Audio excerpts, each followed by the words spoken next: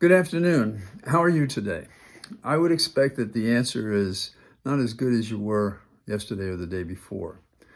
And I'm talking about the election, the presumed election at this stage, but it appears to be the case, of Donald Trump to the West Wing, to the White House, to another term of office.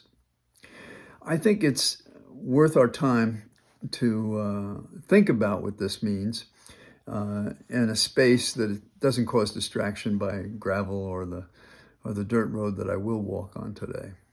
Today, I thought we should walk a road together about some of the things that may bother us, upset us, about the outcome of the election. I have spoken about Henrik Ibsen before, and he wrote a book called The Enemy of the People, which I think is especially applicable here. It's about a Dr. Thomas Stockman who thinks to save a community from toxic water in the public baths. But the people are more concerned about the fortunes of their proposed spa and would prefer that these disclosures of toxicity not be shared. It's the story of a society corrupt and hypocritical, honoring a failed moral code. That was a different story, but it's our story, in my opinion.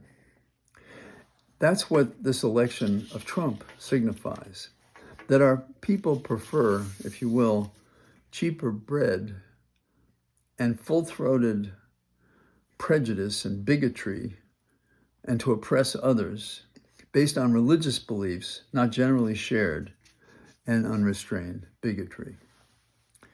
In the early morning hours, and perhaps you had similar thoughts or didn't sleep at all, but I went for a walk. I didn't bring you on this occasion. I had starlight. Sometimes the light of the moon will give you, it's almost like a street lamp, but the starlight was quite strong. The sky was clear, while our government had taken a hard turn to the right. Orion was as clear a constellation as ever, and it's easily recognized by its belt of 3 brilliant stars with a sword hanging. These are stars, and they're some distance apart, but when they're compressed in space, they give this impression. And that's the story of constellations, I suppose. But they're also known for the symbolism by which they'd be identified in the night sky. And there's one interesting feature that I think is popular, which is that there's a star under the arm of Orion, which is name is Betelgeuse. It's spelled differently. Now, in myth, a scorpion was sent to kill Orion in a great battle. So as I'm looking at the Orion, I'm thinking, well, Trump is at the least the scorpion. Who is Orion? Orion is an amalgam of things that represent what we've just been through. Now, I don't know what you did last night, and I don't usually do it, but I got a bubbly rosé, which I hoped I was going to be drinking in joy and celebration. And it helped me discount the wrongs that this man Trump may yet accomplish. The mind can do things to you. An original Republican, the most original in my opinion, Abraham Lincoln, talked about a situation like this that he experienced. He said, "I see in the future a crisis approaching that unnerves me and causes me to tremble for the safety of my country. Corporations have been enthroned, and an era of corruption in high places will follow, and the money power of the country will endeavor to prefer its reign by working upon the prejudices of the people until all the wealth is aggregated in a few hands and the republic is destroyed." Now, one can care so much for what is wrong. When we speak of ideals, they are not separated from reality. What do I mean? To talk about freedom means something concretely to a woman who doesn't have dominion over her body. or a person, me or you, who wants to talk about something, a First Amendment right that we are supposedly empowered to enjoy under the First Amendment to the Constitution. So, but what about caring so much for what is wrong? It hurts you, hurts myself. Others who realize equal justice is a predicate to freedom, and its compromise or loss is unbearable. That strikes us. We, in a way, compromise our own ability to deal and survive, and to resist and to fight if necessary, if we're up to it. You can't help others if you hurt yourself. And so some of you are aching today. I'm aching today. I'm not immune from this because I care. And I do think knowing what's going on sometimes helps people in difficult situations. But I used to think when I was younger that if one's attacked, you sort of develop calluses over time to these attacks. But I think you wear thin the skin that protected you when you were young. And so these things become more challenging. I don't know that it's age-related at all, and it has to do a lot with who you are and what your makeup is. So a good example, close to home in my case, is my grandfather, Charles, was so affected at a Democratic club meeting when his candidate for office failed that he came home upset, he had a heart attack, and he died. Now, I'm not proposing that any of you suffer this way, and I can't tell what other 18 factors may have happened, and this may have been the most joyous way he could go, quickly and in the throes of a political fight that he cared about. How we choose sometimes is voluntary and sometimes not. I can't say. I was too young to know what he thought or said then, and I've never gotten a reliable report about it. Now, what about this campaign? What else makes us upset? Well, we probably suspect that these bomb threats were false, were strategic campaign tricks, unproven as to authorship. Were they Russia intervening? Was it in cooperation with Trump and so forth? You may remember in 2016, they did everything they could conceal the connections. And they probably, if that's true, if that happened, but that could drive us crazy thinking about that. In this environment, while some journalists will show profile and others will normalize the insanity that is before us, we can't eat ourselves up with that. Now, the good book says, men loved darkness rather than light because their deeds were evil. Well, Trump has surprised us because he tells us what he thinks. I once knew an outstanding law professor, nothing like what Trump has done, but when he would manage to move a situation around to reach a favorable outcome, he then wanted to tell people how he manipulated them. Not a good tactic if you hope to come back again. But he was so brilliant, I guess he could do what he thought, and Trump thinks he is and does whatever he does. I once prayed as a young kid to deliver us from evil. We would do the Stations of the Cross and run through the Our Fathers, and we would do this in St. Thomas Aquinas and St. Pius, the two grammar schools I attended. And I think I was taught then that a bad man is our work, like we're supposed to help them, not be bad. But as I get older, I see that really a bad man is a temptation to a once better man to do something they shouldn't do. My best example in this fracas that we call the Trump cult is Rudy Giuliani. I would think I knew him. We spent a lot of time together as young prosecutors, but I knew him as a Bobby Kennedy Democrat. I had conversations with him about running for office in Staten Island. I said, I don't know that a Democrat could do that. He went down to Washington. He came back a changed man. He lost an election. Then he won one, but he won the one that made him the mayor of New York by becoming a racist and attacking the mayor. How does that happen? That you lose the values you had that made you who you are, and then you distort yourself.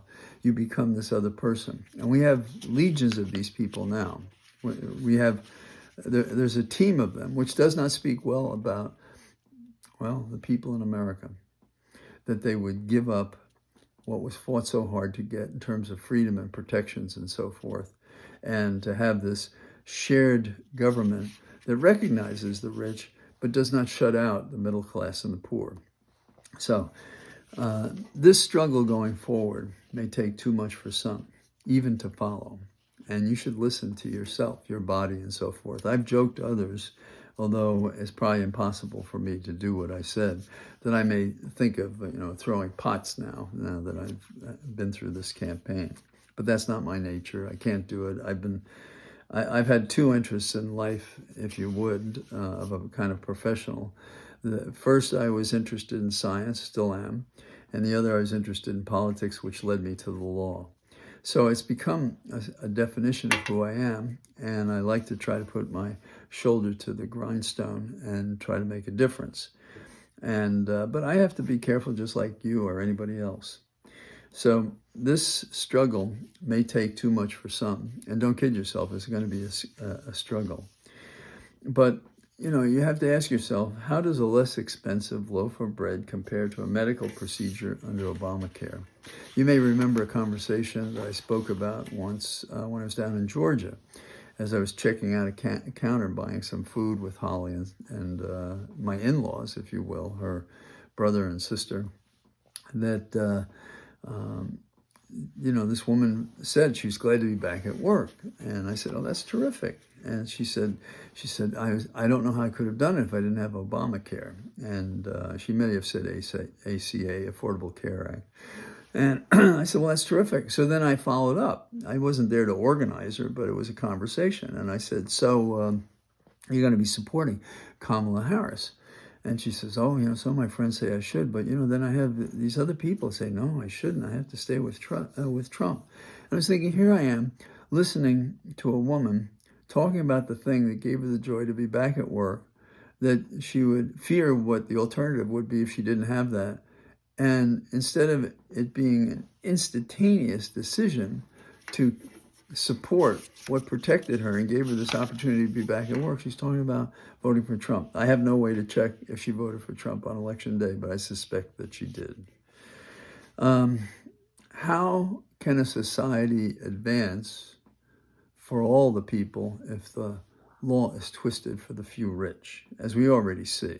No man is above the law is one of the biggest jokes in the American legal system, one can tell. And I think I'm going to write something about that and circulate it, and I hope you'll undercut the small cost that I would have to print it myself, because the part of me that wants it out will want it out in the next days or weeks. Lincoln said, nations do not die from invasion. They die from internal rottenness, which is a different take, in my opinion, from the one that Trump has, who calls those who would fight for freedom the enemies within, and whom he would send vanguards of police and law enforcement against. If there's a series of words that are helpful for how we should go forward, you probably all heard Churchill's speech, to never give in, to always keep, never give in. But what he says in that speech is never give in except to convictions of honor and good sense. What a world we'd be if that was our standard. But apparently, many people don't have a standard except to get what they can. And they don't always know what's best for them, no matter how much we tell them. And a society that's laden with lies and bad intent and is conning America, that's a difficulty. And, both parties at different times have done this, don't get me wrong. They're not angels. But presently, the grand old party is not so grand. And this will be written as a dark space in American history. And hopefully we will have a history for people to comment about. I've always thought, my basic thought is the bond in American politics among we the people is to meet the promise of free people and to keep each other through the pain as relieved as we can, within and without politics. That's upon us. We have a shared freedom. but we also have pain. And we have to help each other through that. Now, it's the golden rule, but what we find as we get older is that the scripture and its truth is separate and apart and not followed in the practice of human beings, of people. The best do what they can, not because they're afraid of eternal fires of hell, just because life is a work of art, and how you do it is your contribution to society and the world. You're a model for children. You're a model for other people. None of us are perfect either. But if you have a standard like that and you revert to that standard, it makes a difference to you and to others. So this dark day, as I dress in mourning, I say to my pals and gals of the Dirt Road Gang, and anyone who cares to listen or participate, that what I think we are, at our best, is a shared coalition of pain and dreams. The pain are the things that go wrong, the discrimination, the health, the education, and all of these things. And the dreams are going forward in a better America and with a better government, concerned about all of us. I'm not excluding the rich, but the rich have taken too much and not shared the productivity given them by others and want even more. Reduce what those of us in the middle class and the lower class have and need to survive, and taking that and giving it to the wealthiest. So we do what we can first to grieve. And I think I have some feeling how you are, and there's no way to express it except by this short series of comments I'm making. And then to act as we may, to finish what Kamala Harris thought so hard, with such hard effort to begin. So I look forward to talking to you. I have no reason not to continue walk and talks. It's in your hands to observe and comment, and I enjoy that, and I learn from it. And I hope to write something that you might find interesting, which is kind of a negative piece, in my opinion, in the sense of pointing out what is not just in America.